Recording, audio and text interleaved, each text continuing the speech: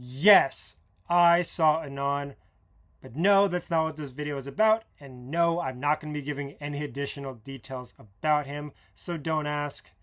This is actually going to be an unedited interview that I had with Anon recently to talk about his business with the online store, his Discord, and his YouTube channel, and its growth and the changes and the things that he had gone through over the past year.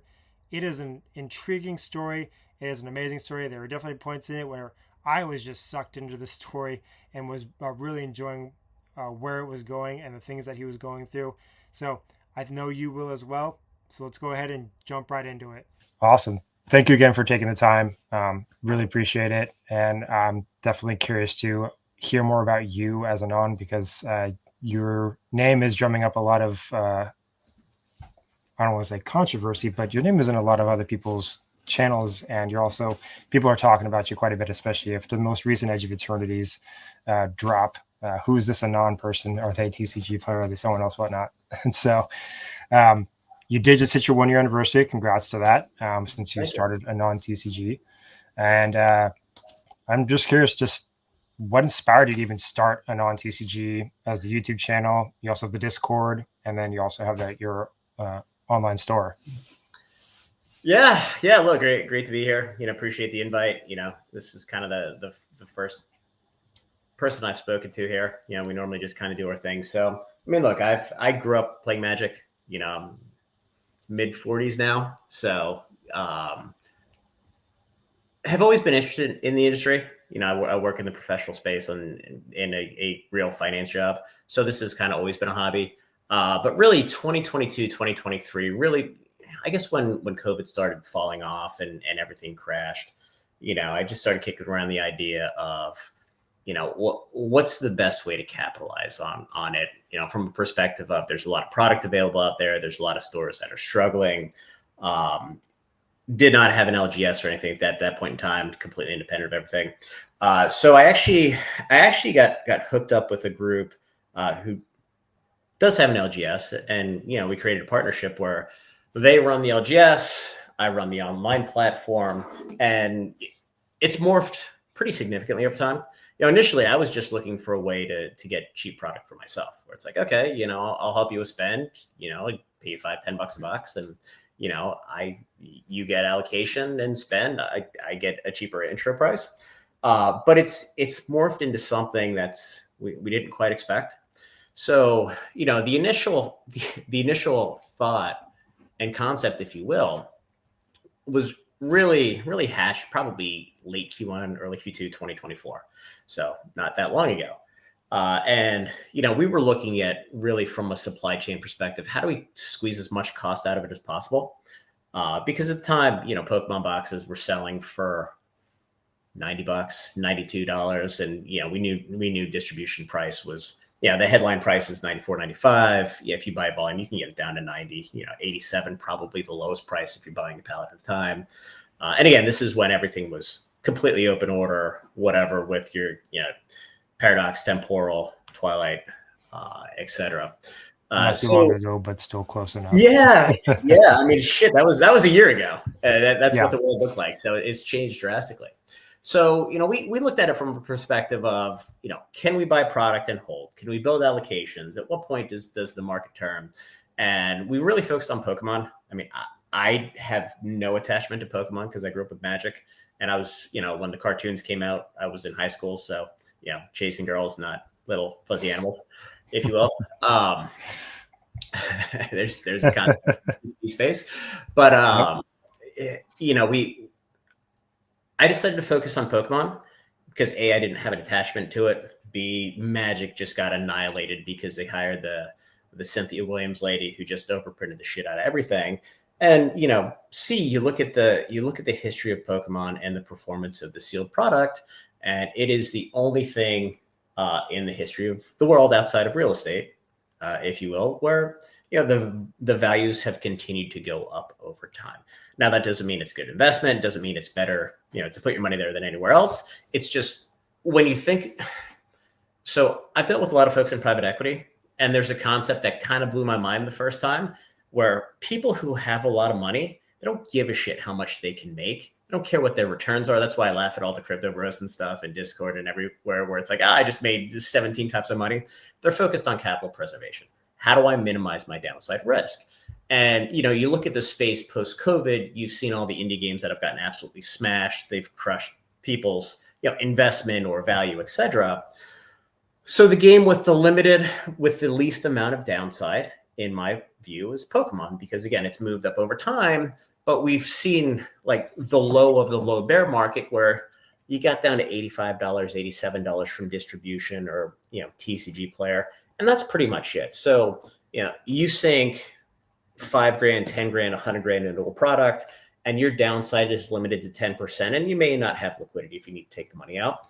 That's not a terrible place to be in an industry that's kind of due for an upswing, but also as bad as it theoretically is ever going to get. So the original concept was, okay, how do we move product and make $6 a box, right? So we had everything, costed down to pennies for cardboard and things like that.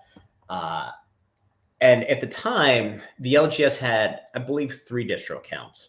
And one of the things that we decided to do early on when we started to see the market swing in, this was actually with Stellar Crown, was diversify distribution and get accounts across all 7 majors.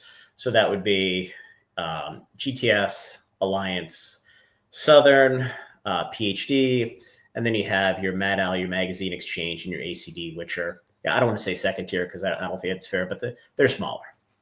So they all carry Pokemon. Some of them carry different indie games, different Bandai games, and then everybody except for ACB and Mad Owl carries Magic. So you have your 5 Magic distributors. So the first order we placed was for Stellar Crown, and the store was pretty small at this point in time. They were doing $250,000 of sales a year, supporting 2 people on it, not with big salaries. So there wasn't a whole lot of spend, a whole lot of allocation there, and we had no idea what we were going to get. We didn't place big orders, and one of the distributors is like, "Hey, we had a store that ordered 400 boxes of Stellar Crown. They didn't take it. Do you want it?" So we're like, "Oh shit! Didn't expect this," because $90 a box, 92 whatever it was, 400 box or 400 boxes. I mean, it's not a rounding error. You're talking 35, 40 grand. It's a big chunk of change. Yeah. No, exactly. So, I had just started selling off some of my vintage Magic collection because I had no idea what the expectations were. You hear the horror stories about you have to buy all the junk and this and that. Completely not the case at this point in time because there was product readily available. You can kind of pick and choose. Now today, if you're getting in, that's absolutely the case. So right. We ended up buying it thinking, we paid $90 a box. It was on TCG Player at 100, 105. Now this is when Twilight was starting to move. Their Greninja was like $250. And, one of the things that was interesting is in October, there was a little bit of a coordinated buyout on the card, which really got things moving. I don't know if anybody out there has paid attention to it, but that kind of kickstarted everything, at least in my opinion. And I was just paying attention because, again, I didn't know a whole hell of a lot about Pokemon outside of the numbers at that point in time, which I'll probably get crucified for, but that's fine. It is what it is. So, Stellar came out and it was an okay set. People like the Bulbasaur, they like the Squirtle, the Terapagos. Everybody's like, we don't really give a shit about that, even though it's a chase card. So it just kind of sat there. So, we didn't do a whole lot with Magic. We placed an order for 150 play boxes of Duskmorn, which we got the store's WPN, so they got their allocation of collector boxes, Commander decks, etc. But super thinly capitalized at that point in time, because I'm still selling my cards off. And at that point in time, it just takes time to sell them off. You get your price. There's no bargain basement selling when it comes to vintage because you either have a bid or you don't. So you had a decent size vintage collection that you were trying to. Yeah, I had a whole beta power set, a couple alpha power, a bunch of unlimited power. So it's all stuff that I've been collecting since I was a kid. always been a collector there. So that's the one thing that paid off. I have like 25 boxes of old baseball cards that are complete garbage. I just don't have the heart to throw them away from like 86 through 91. So we placed the Duskborn order, and it's like, okay, great. We have these products. We're going to sit on them. You know, what do we do next? So we placed our orders, and I think we ordered like 20 cases from 2 distributors, and one of the distributors was a new account, younger rep, newer rep, but he's a kid. He had some balls, which, you know, I've learned to love the kid.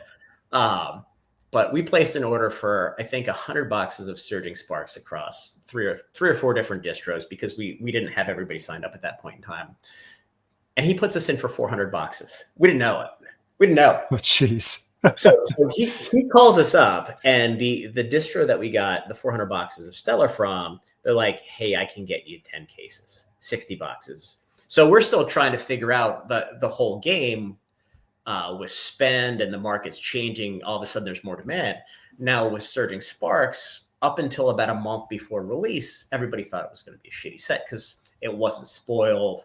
The last couple sets weren't very well received outside of Twilight, which was starting to make some waves and getting closer to like 140, 150 bucks. So he calls me up and he's like, hey, I got great news. I got 400 boxes. I'm like, I have no idea how I'm going to pay for it. Because we have, you know, $60,000, $70,000 of product sitting there that we don't have a way to move it at this point in time. And, you know, you can only sell so much in LGS. We had no online presence at that point. So we're like, okay, we'll take it. So ended up selling some more vintage Magic at a little bit more of a discount, because it's like, we got to do it, right? You gotta get the money moving. Yeah. And, you know, as we got closer and closer to release and the prices kept going up, we did take the opportunity with some of the distributors. They had open order on sleeve cases, so 144 pack sleeve cases, which they all go to big box stores now. I might get one case from 5 different distributors, but that back then it was open order. So we ordered 65 cases, and the price on those at distros, it's like $390. And it's four booster boxes. So, you know, it's not as good as a booster box, but, you know, if you look at the rip and ship part of the business, et cetera, it's on par, right? And you can move them. Yeah. People will still take them and move them.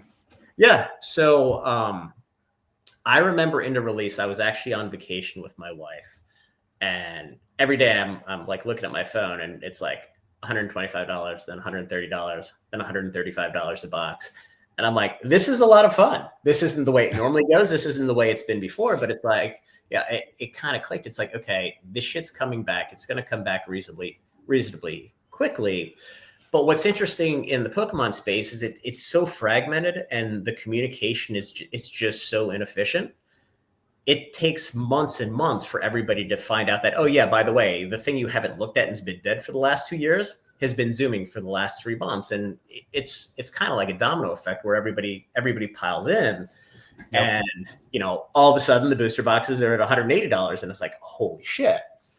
So, you know, at this point, you know, we're obviously talking to distribution, you know, trying to spend as much as we can within a tiny budget.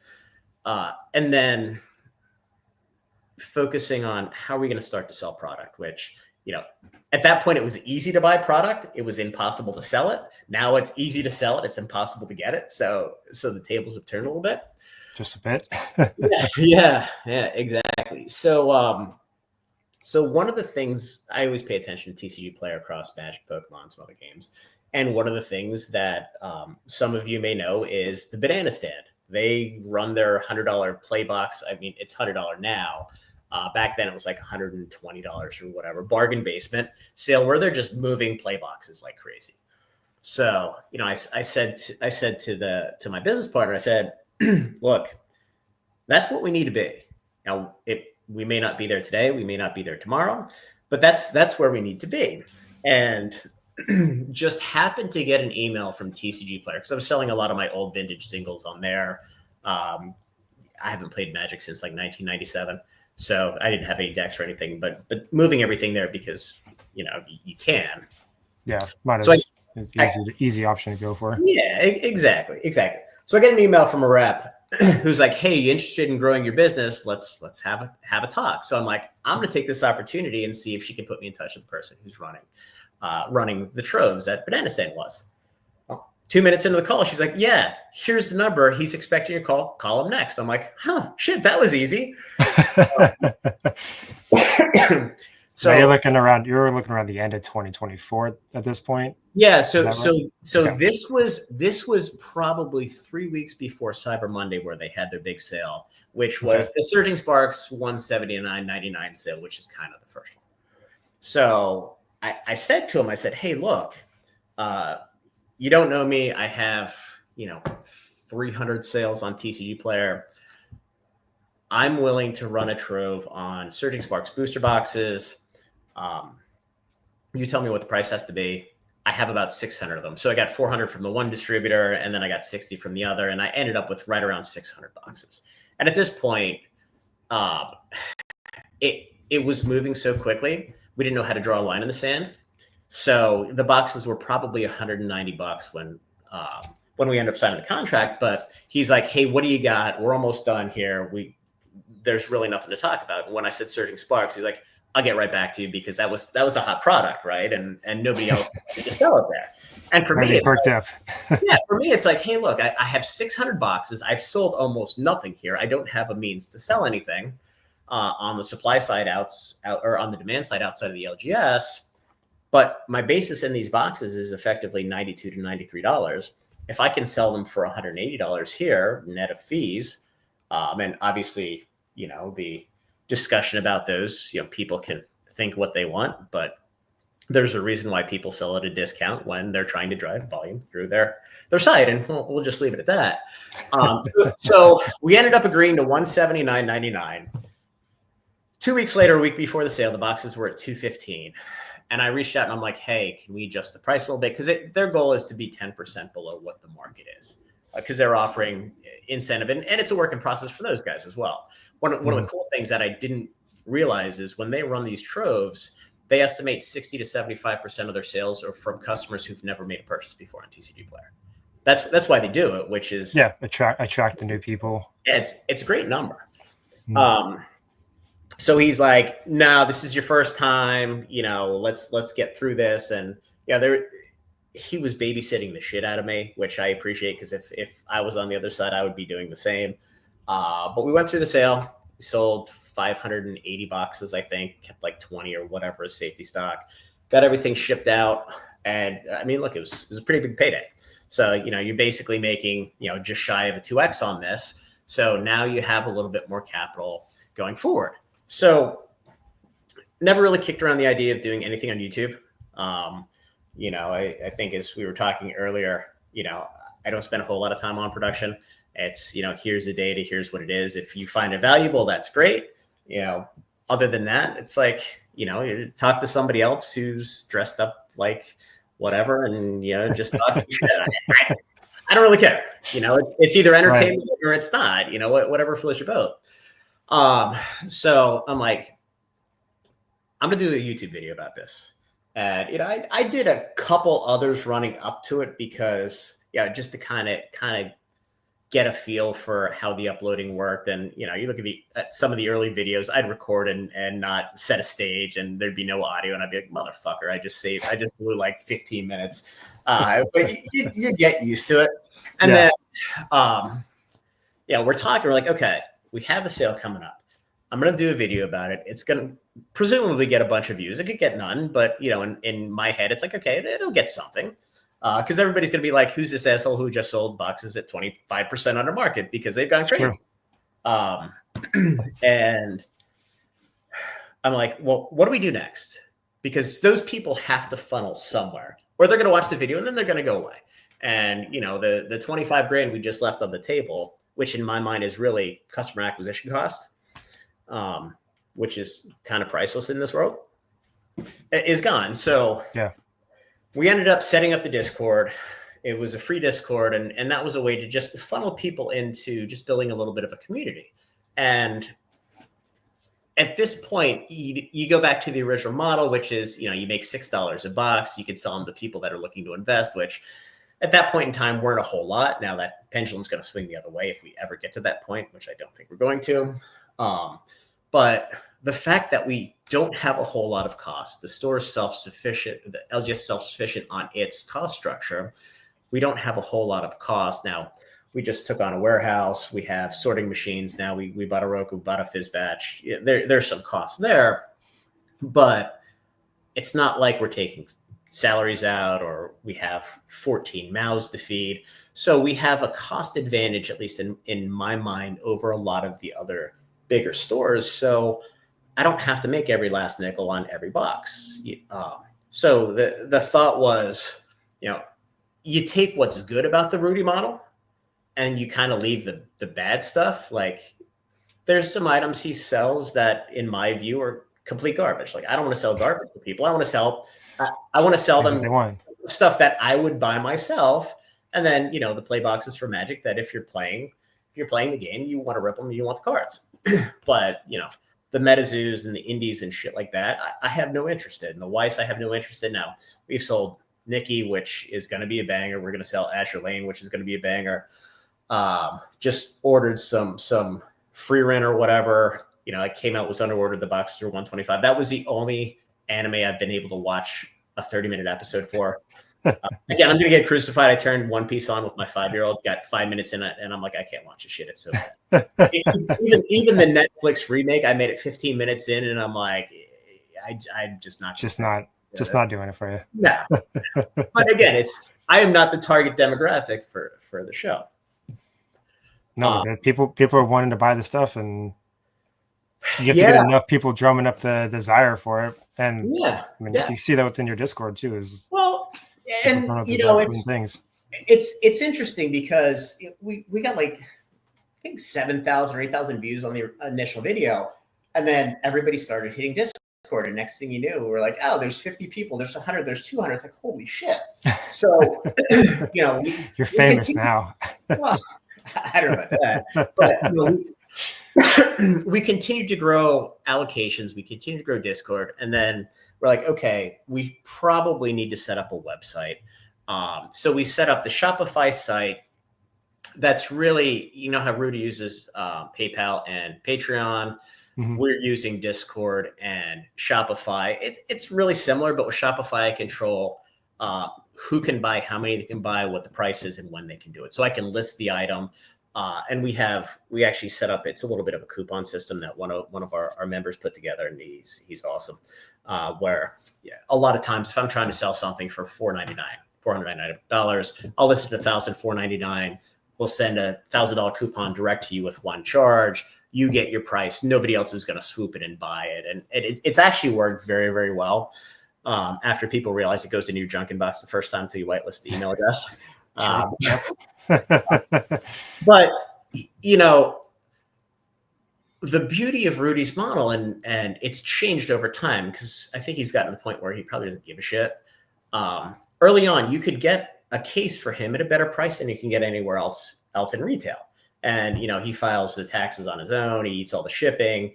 Now he's a lot closer to market because, again, he has so many subs, it doesn't matter. So we kind of mirrored that, but making sure there's a healthy discount to market, because, again, we don't have to make every last nickel because our cost structure is relatively small, or pretty tight. So it's beneficial to buyers, but it's also beneficial to us to have that group and build that demand where, as we're growing our allocations, we can funnel it right through and not have to worry about any ancillary things. Now, in February, we ran another sale with TCG Player where we sold some boxes. Again, we started really pushing Magic allocations, knowing that Final Fantasy was coming and Spider-Man was coming.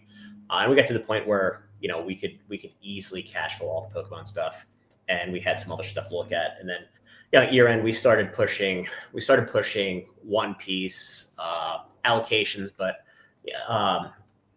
in January of 2025, we had to place an order for OP13. We are OP12 releases in 2 weeks. So you can see how far in advance you have to plan. Yeah. And with, Bandai's history of destroying games, it's a little bit more risky than what we would have liked. So we sold Paradox Rift. I think it was 155 or 145, Stellar Crown, which was 145, 155. I forget which was which at the time. And I mean, those boxes were probably 170 on the market, which again, a reasonably healthy discount. But then we sold 120 boxes of Paldea Evolved at $95. They all sold relatively quickly.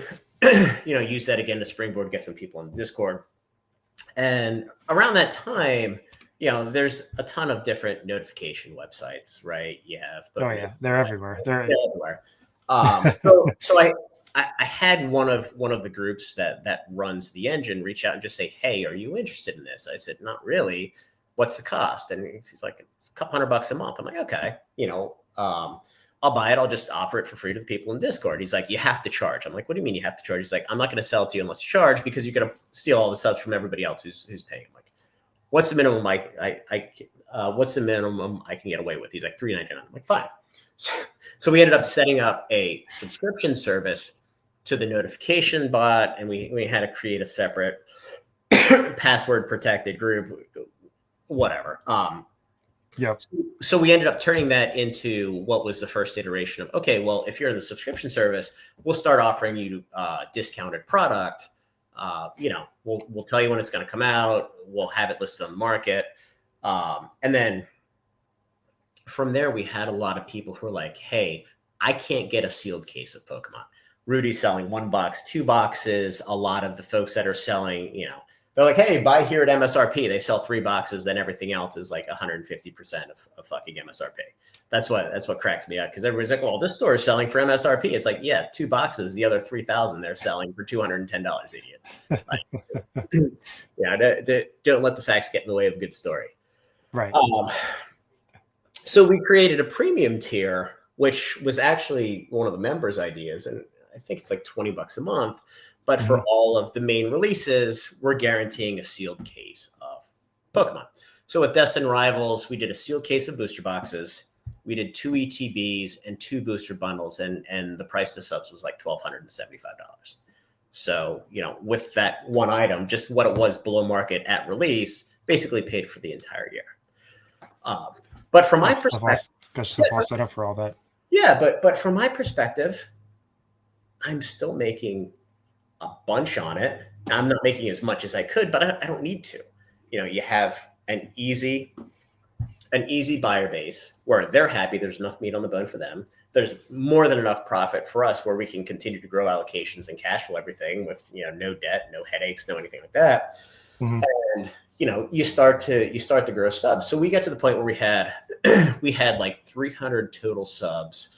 We created a premium tier and initially started it with 50 people. And the thought is, and I know the way Rudy does his, it's kind of unlimited. Yeah, he says it's closed, but it's not. If you go to register, you can always register. I think that's a little bit of shocking, right? Shocking, yeah, for Rudy. Yeah. But the reason I wanted to set it at 50 was I wanted to be able to offer a sealed case to every member in premium. Like, that was the whole concept behind it. And I think in hindsight, it was a really good idea, because it's actually gotten harder and harder to get sealed cases unless you have a local LGS connection and right. Et cetera. And if you're doing that, you probably want to buy one here also.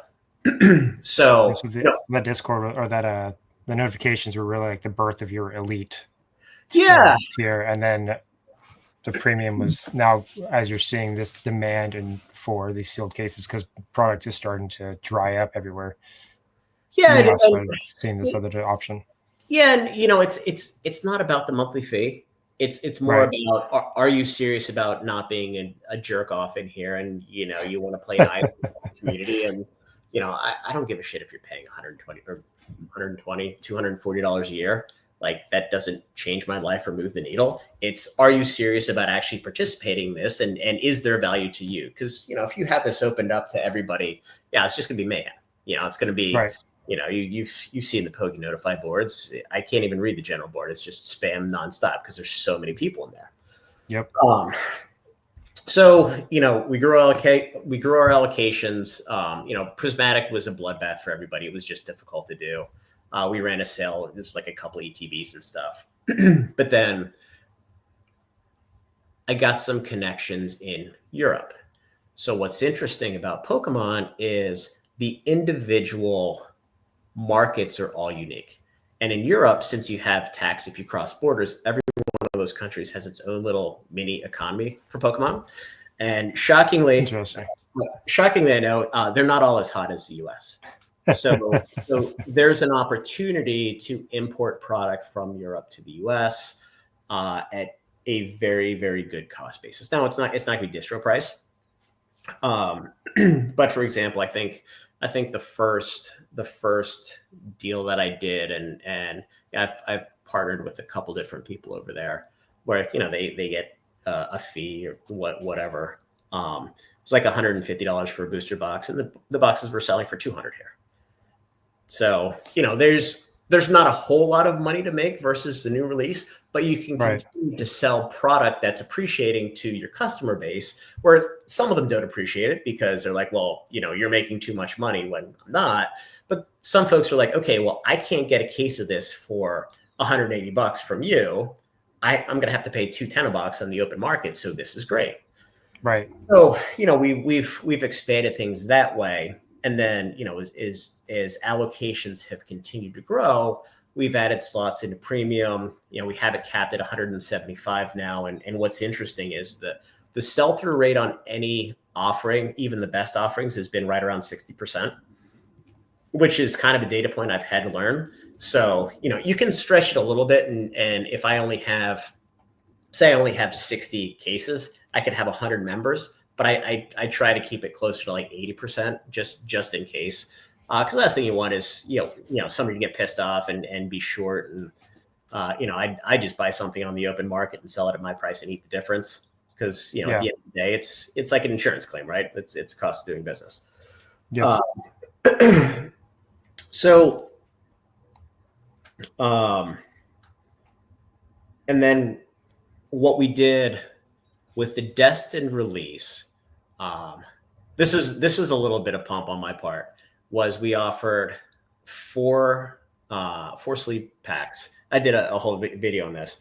If you join the Discord at $3.99, this was kind of last gasp, knowing we were going to cut it off and we were going to move to a higher price point because there's going to be more product offered there as opposed to just notification.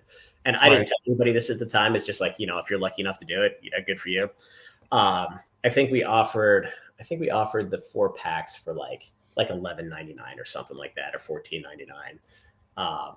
So we had 120 people sign up like immediately for the packs. And we got the packs, we sent them out. Didn't make any money off of them, but we didn't lose any money, and they got some free packs. And then you got more members. Yeah. Well, and ultimately it's about word of mouth, having enough people out there. Yeah. At any time you're starting, you're trying to build the name recognition. You're trying to build brand, if you will. That's probably the wrong term for the space. But you're also trying to build trust, right? You have a nameless, faceless entity, and you need folks that are going to be willing to trust you the first time to get them the product. And I mean, we're well past that now because I think we're at, let me check. I mean, we're at 2,900 orders just on Shopify for the year, which is a lot. But yeah, we had to get through all that stuff. So I started looking at, kind of the next iteration of it. And we didn't have a whole lot of Magic folks. Everything was predicated on Pokemon. And I knew, ultimately you have to diversify across at least those 2 games. There's just no way around it because you have your ebbs and your flows and your ups and your downs in both pieces. So, and your peak was like, you noticed that the start part of your peak was around Surging Sparks time. So you attracted a lot of the Pokemon people, but you also had, you have your own desire for Magic and your own care for Magic. And then also that's the other product you got to go for in order to collect both sets of groups of people who are going to be in any type of TCG.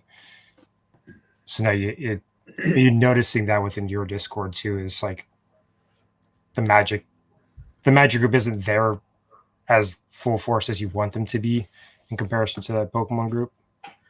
Yeah. So I'll give you an example. So the Destined Rivals release, we sold through 100 cases of Destined Rivals in like 20 minutes. Now everybody knew it was coming. Everybody got the case that, or the bundle that they wanted. But for example, with Tarkir, we offered with Tarkir a collector box and a commander display, and it was like 40% under market. And I think I sold like 35 of the 150 collector boxes we got. So I'm like, okay, this is a problem because now I have all this stuff, we have to sell it somewhere. So even with Final Fantasy, we sold a commander display and a collector box for $925. And the collector box was like at $850 alone at that point in time. Mm-hmm. And I didn't sell the 100 I put up for sale. I sold 65 of a set. Wow. That, I mean, it was free money. Right. And it's not because the price point was wrong. It's not because the product was wrong. It's because there weren't enough eyes on the product. So one of the things that we decided to do was we looked at play boxes, and, the play boxes going forward, we had some conversations with distro about volume discounts, which some of them came through, some of them didn't. We were ahead of the curve on Edge of Eternities and Final Fantasy for that matter. We started with Final Fantasy, where we offered cases for $140 a box equivalent, regardless of what the price was. We made a couple bucks a box, but we offered it to anybody who was an elite, and I mean, obviously premium, you could get it as well. And then we cut it off when we changed the price to $14.99, because ultimately the notification bot's fine. As things get close to not being scalpable at some point in the future, that whole business model is probably going to die to some extent. It'll probably be around to some extent, just like, hey, look here, it's for sale if you want it, but it's not going to be what it is now. Yeah, so subscriptions will die off in time. Yeah, I think so. So we started with Final Fantasy, and then with Edge of Eternities, I wanted to go big. Like, I wanted to do 3,500 play boxes when I think we got 850 of Final Fantasy. So we had conversations with all the distributors. We listed them on the site.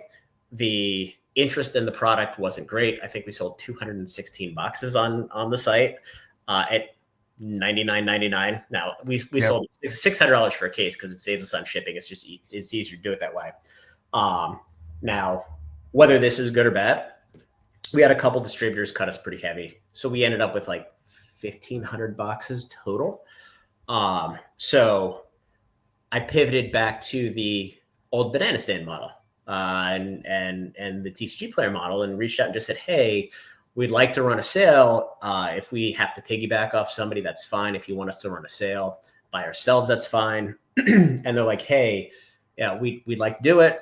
If the price point's $99.99, let's make it. I'm going to make a call and see if I can find anybody else to piggyback. And nobody would do it because everybody wants to make $30 a box now. Nobody wants to sell it for break even. I think we probably lost $3 a box. Again, cost of acquisition, right? Right. So we sold through everything, and it was an hour and 20 minutes, but it was really like 15 minutes when they made the announcement. Everything's out on TCG Player. Almost everything's delivered now. But again, use that to get some additional people in Discord. So at this point, we're going to cap a lead at 325 and then 175 for premium. So 500 total. That's what it's going to be for the time being, because again, I don't like the model where, hey, Friday, 9:00, you got to be on and placing your order at exactly, 8:59.59, or you're screwed. Right. We have enough product where we can offer it for a reasonable amount of time for anybody who wants it. If it doesn't get sold out there, we'll just list it on the website and go from there. And look, if we have way more product than we have people, that's a great problem to have. We can always sell it on TCG Player. We can always sell it through the LGS. We have a lot of stores who are in the Discord now. So technically I can move it to those guys at cost or at a minor markup. They can sell it in their stores. So I think we have a sizable supply chain from the demand side perspective now, which 8 months ago we had nothing. Right. So we've kind of used all of this to, make sure there's enough meat on the bone for the buyers. If there's no meat on the bone, no value for those guys, there's no need. They're not going to be here. Two, make sure we're balancing the demand side with the supply side, because I can only grow supply as quickly as I can, get product from distro to spend and grow that on. So it's a balancing act between the two, which, I think we've gotten pretty lucky where it's actually worked out quite well. It seems to have been within the Discord. It seems like if things are going well enough, I mean, for as young as you are within the business itself, like people know about you. People like enjoy the Discord. That's for sure. Yeah, and we've had a little bit of turbulence early on where we've had to moderate, but now I think it's a good group of people. Everybody's helping each other out. Every now and then people talk shit on the stupid IRs they're trying to collect in Pokemon or whatever. Yeah. But the Magic group's going nuts, the Pokemon groups are going nuts, and we're running some pretty good sales. So that's where we're at right now. What I've been doing the last couple of days is just working on trying to get some allocations up on the Magic side. We got a ton of Final Fantasy collector boxes that one of the distributors called up and said, "Hey, we have a couple hundred of these for you. Good luck." And I'm like, "Oh shit, there must have just been a big reprint." I looked on TCG Player and the price is down to like 190. I'm like, okay, well, the thing is when a distributor calls you up and says, "Hey, I have this for you," you can't say no, because once you do, you're dead. Like you're not getting back. They don't come back to you. Yep. So we've worked through that. We had another distributor where we've been hammering them on, "Hey, we'll take a pallet of play boxes." And my opinion, play boxes is, there's probably going to be more value there with the volume you can get as compared to collector boxes here relatively shortly, just given, either the short print run or how much product they're holding back to sell direct to consumer on Amazon. So I just got to the point where it's like, okay, well, they probably don't believe that we can take a pallet. So we placed an order for a pallet of Outlaws of Thunder Junction play boxes, knowing that the EV's over $200 a box. We'll run them through the sorting machines. We'll sell everything on TCG Player. No idea how long it's going to take to recoup, but at least that way, you kind of call their bluff, and now they're like, okay, well, you've done it before. For new sets, hopefully you're a serious player. Yeah, exactly. So yeah. I was talking this morning. It's kind of funny because early on it's like, oh my God, that's $3,000, it's $5,000, because releases come out, but there's always product coming your way, and small product, and it's $500 here, $1,500 there, and it really adds up if you don't pay attention to it. Yeah. And now it's like, oh, there's a pallet for $77,000. Yeah, we'll just place the order and go from there. And it's so bizarre if you take a step back, and it's like, this is what it's like in the bull market. If you have product and you can move product, and I can only imagine some of the big players that are getting 5,000, 6,000, 7,000 boxes per release. I mean, it's Lambo every day. It's crazy. Yeah, for sure. And it's gone fast. Yeah. I said, with your sales that you do on your Discord, what are some of the takeaways that you've gotten from that? Because I think I look back at some of them, because anyone else who's curious, I am in the Discord. I am part of the elite subscription with this, so I've seen a lot of the stuff go through, and I've watched what you called the test, which was watching that, which was the Paldean Fates text collection, the Stellar Crown ETBs, and then also you just already brought up the Edge of Eternity's play boosters. So I'm curious, you already touched on the Edge of Eternities, but the Paldean Fates and the Stellar Crown ETBs, what were you testing with that? What was your thoughts with that after you saw this? You drummed up the hype for it, and then saw how it played out. Look, the Stellar Crown ETB is almost sold out. The Paldean Fates didn't. So there's two ways to add value in my mind. One is you have a market price for a product at release that I'm buying from distro, and again, my margins are fine, right?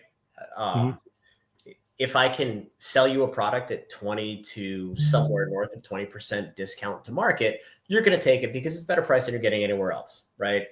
That's value to you. It's value to me. There's a collectability aspect. So Paldean Fate sticker collections are something that I imported from overseas. They don't exist in this country now. No. Hills Wholesale Gaming had a couple. Steel City had a couple. But I look at it from the perspective of this is a product that's going to rotate out in April. Yeah, SV 4.5. Mm-hmm. You have the Bubble Mew, which is probably the second most valuable card in the era right now, next to your Umbreon from Prismatic. It's zooming again. It's at all-time highs right now. They're probably not going to print more of it because they're busy printing 151. They're printing Prismatic Evolutions. They're printing the new set. They're going to have to print Destin. They're going to print Surging again. Now you have all the new EX boxes that are 10 packs that there's like 6 of them that they're printing. So it's a product from my perspective, and we actually did Paldean Fates booster bundles a couple 6 weeks before then. It's a product that's going to go out of print. When it goes out of print, it's going to zoom. So what I wanted to do, I wanted to see what the appetite was for folks looking at a product and what the thought process was. Do they look at this and say, you know what, this is probably market, but I know where it's going to go, so I'm going to buy it? Or am I looking at this and it's at market? Why the fuck isn't it a 20% discount? Right. I sold 9 of 43. So that should tell you everybody said, why the fuck isn't it a 20% discount? But that's okay because you start to get into the psychology of the group that you've built. So, you need to start to shift that psychology because a lot of folks are, well, today's price is tomorrow's discount. Other folks are like, where's my free money? Fuck off. So, with selling, what's that? I was just gonna say that's what I was noticing the psychology within the group on that as well, looking at it like what did you get the reaction that you're expecting out of it, that you're getting the sales that you're expecting of it? And my margin on that wasn't great. I paid a good amount because I know where it's going.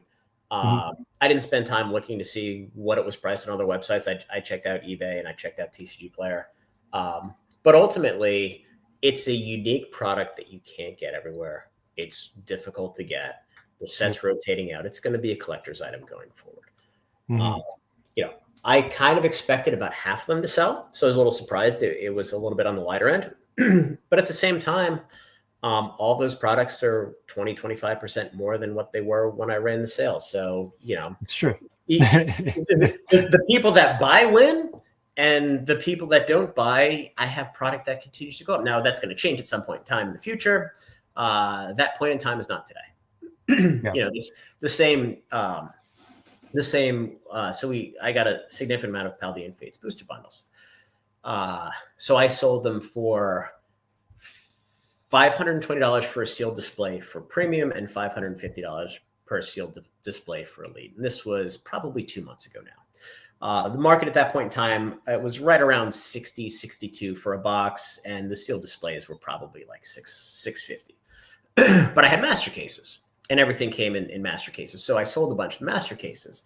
That at the time, you do 6 times 6, 35, 37, 50, whatever the price was. So I pulled them off early. I kept, I think 9 master cases. I've sold a couple since then.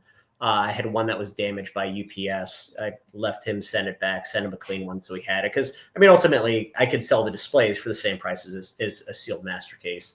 It's not it's not perfect, but I was able to do it. So they started to move up and they hit $700. And I put out a post. I don't know if it was premium or elite. And I said, hey, I have some master cases. I will sell master cases for $4,500. And the market at the point in time was probably like $4,250. And there's like 1 or 2 listed. And people shit all over it.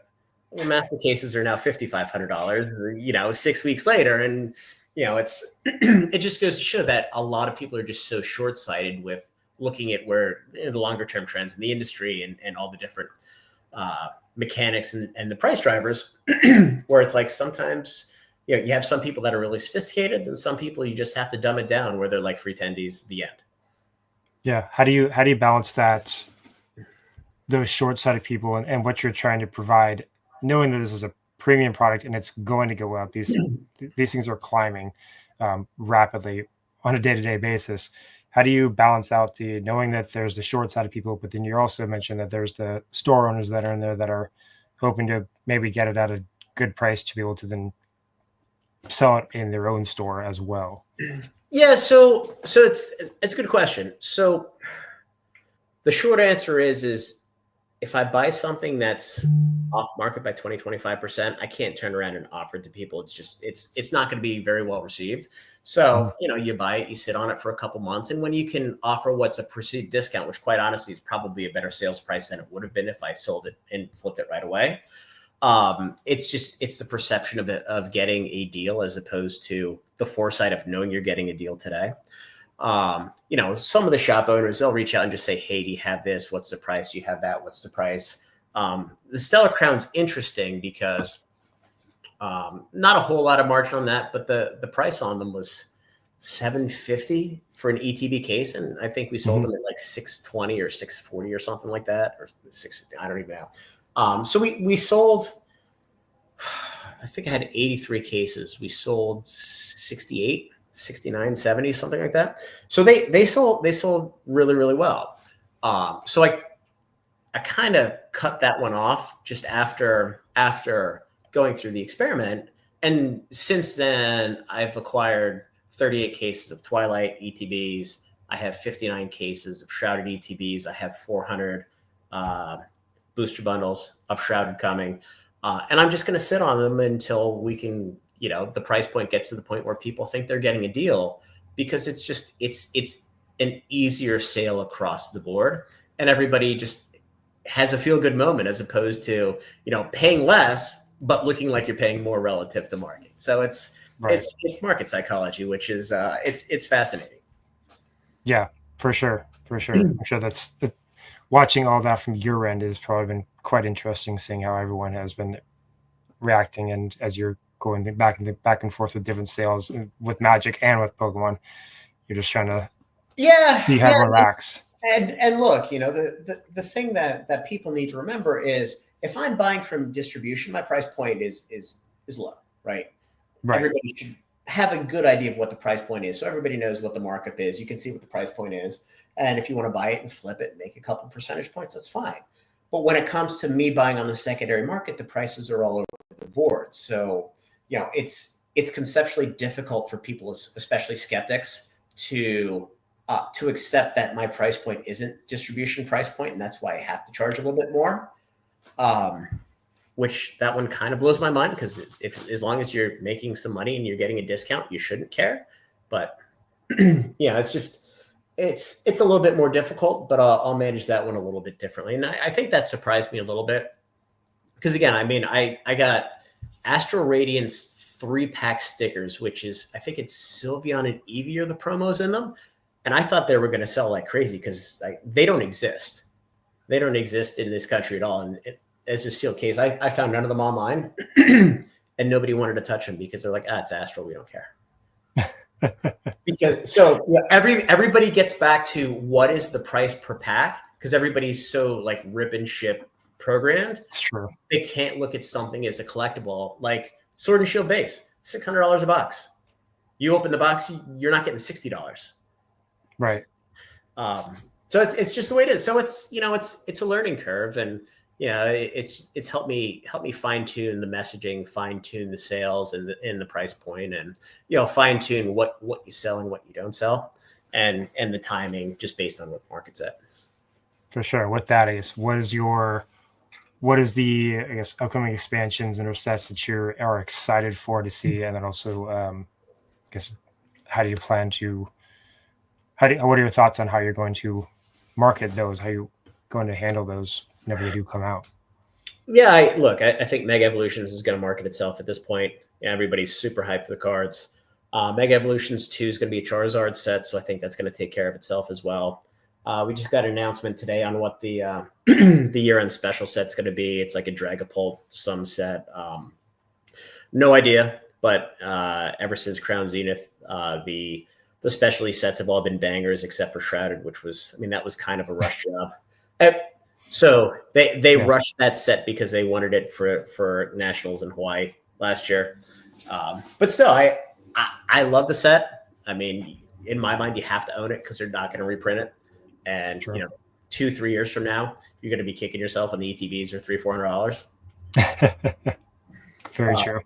So I think on the Pokemon side, everything's going to take care of itself. And then, especially with the ETBs and the booster boxes, the fact that they've gone to these 10-pack EX boxes, which I've done a couple of videos on, and there's like 4 or 5 that are coming out. I think that's going to preserve some of the collectability of the booster boxes and ETBs as opposed to them just dumping a massive reprint on there.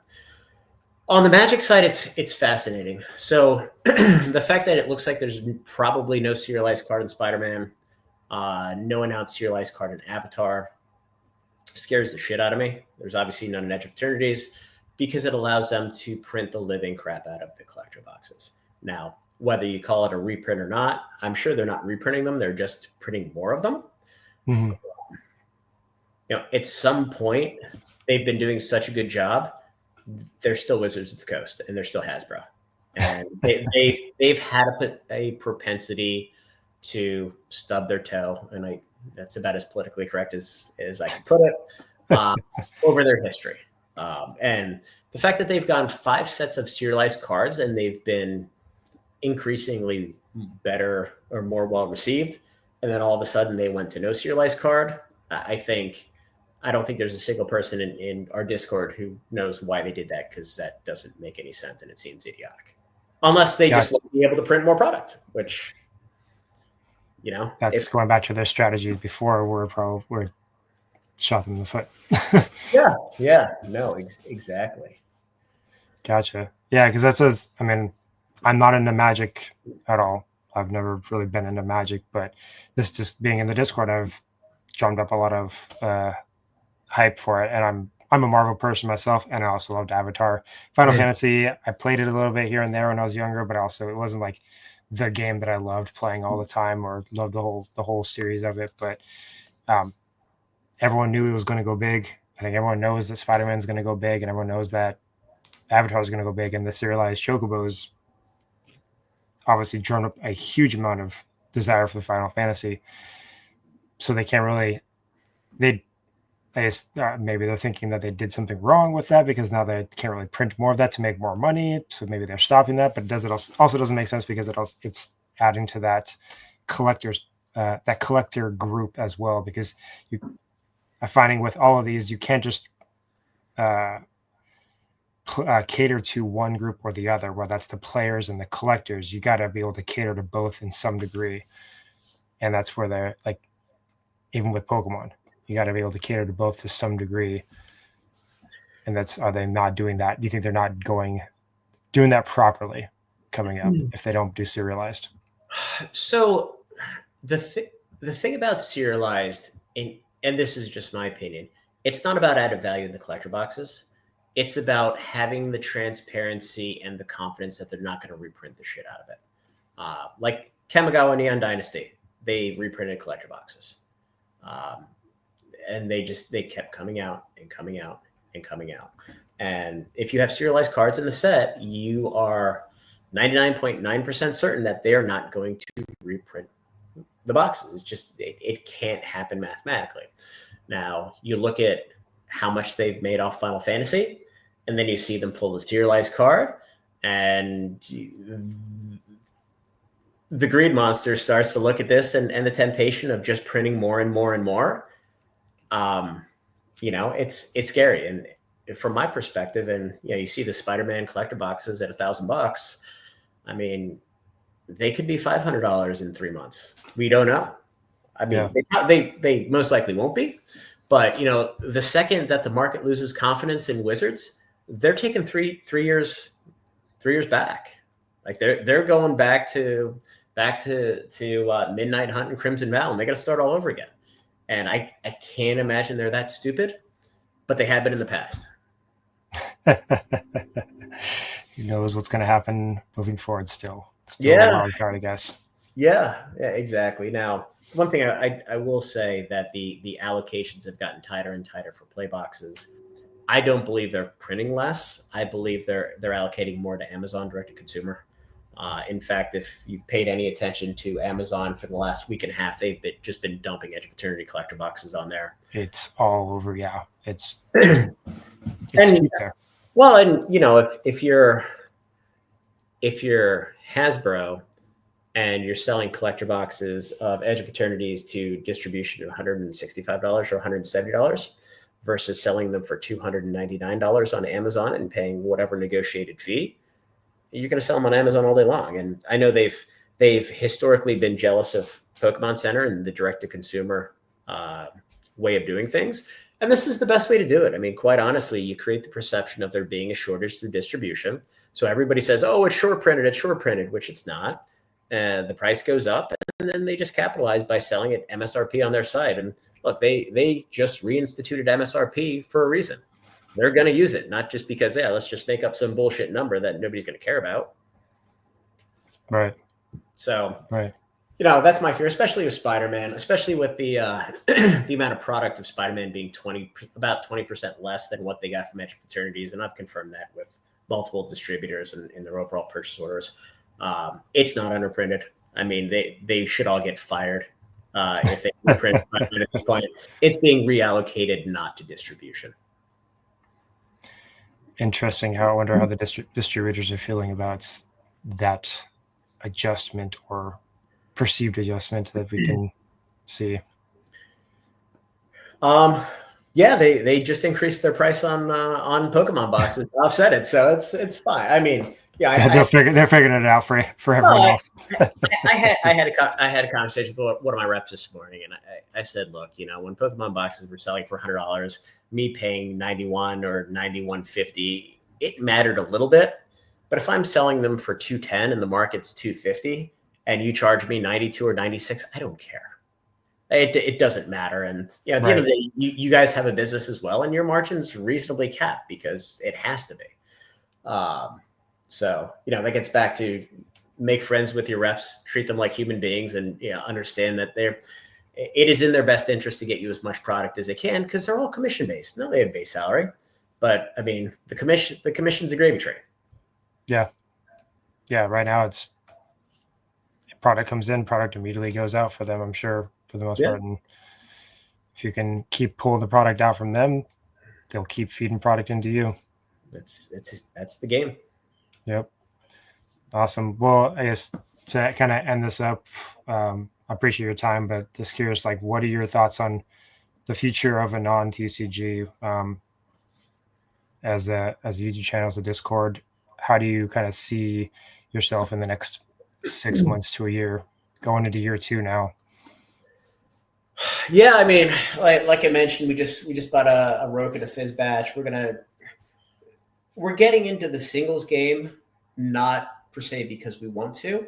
That is a reasonably low risk way to buy product that's on shelves, break the product, and increase allocations.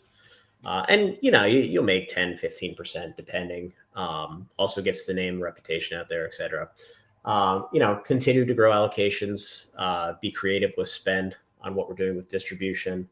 We'll be in GAM again this year. We were there last year. A great place to go. It's an industry trade show just to get FaceTime with some of the reps. The Discord, we'll be capped here relatively soon on subs. Trying to figure out different ways to add value there. I know we have a couple APIs from some big websites that we're working on some things with. Some EV calculations, some different metrics that we'll be rolling out free to subs at some point in time, hopefully over the next month or so, just as, a little value add that they don't currently have getting product. And then I think on the YouTube side, I have zero plans on improving the the presentation. Look, just talking about current events and just being transparent with folks about what's going on, what's not going on. Because one of the things that I've learned, which is really interesting, is some of the big YouTubers, they got fat, dumb, and happy off one distributor or two distributors. I mean, a lot of them use Southern, some of them use PhD, but you don't get the whole picture because what I've learned is every distributor has a different level of transparency, kind of from the top down. And some distributors are very flat, where folks, talk to the head of sales. Others have like 3 degrees of separation. So you really need to talk to everybody to figure out what's really going on and what the real picture is. And I think there's a lot of folks on YouTube that present that, but they don't quite have that whole picture. So just continue to share information and as what's going on, and not because it benefits me or benefits anybody, just it's good to know what's going on in the industry, because if you have $100 or $100,000 tied up in this stuff, and it's good to know if you're going to get smoked. It's good to know if you're in a great spot. So again, that's the whole face of Anon. As I mentioned, I saw a couple of videos where Brian's like, yeah, I got crucified, and people call my distro up because of what I was saying. And it's like, oh, if they don't know who you are, then you don't have that problem. And Sure. that's the whole concept behind it. Just, you can speak freely. Obviously, don't be an asshole to anybody. Be nice to folks.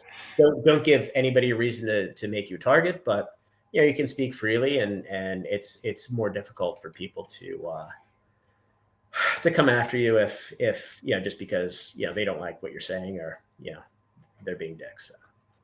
For sure. Awesome. Well, yeah, appreciate your time. Appreciate you sat down, giving us the story of AnonTCG and thoughts with all the things with Pokemon and Magic. And if anyone wants to go check your stuff out, where can they go? You can link the Discord at the bottom. You have it, AnonTCG.com. We're making a concerted effort to populate it with some of the stuff that we have in inventory. We've traditionally only used it to run sales. The problem is stuff selling so quickly. I think I added like 7 items, and all but like 2 of them have sold. But yeah, we're going to start to try to use that as more of a mainstream retail site for ancillary stuff. And then just check out the YouTube, just AnonTCG, mostly market stuff, Pokemon, Magic. I do a distribution update every Sunday night on what's going on, what items are up for sale, what we're hearing with allocations, and we touch on some of the indies, Gundam, One Piece, Weiss, anything else that's interesting at that point in time. So that's it. I hope you enjoyed that interview just as much as I did. If you want to check out his Discord, the link is in the description below. And if you want to check out any Japanese Pokemon cards, check out my website at crystalbeasttcg.com. Link is also going to be in the description. Thanks so much, everyone.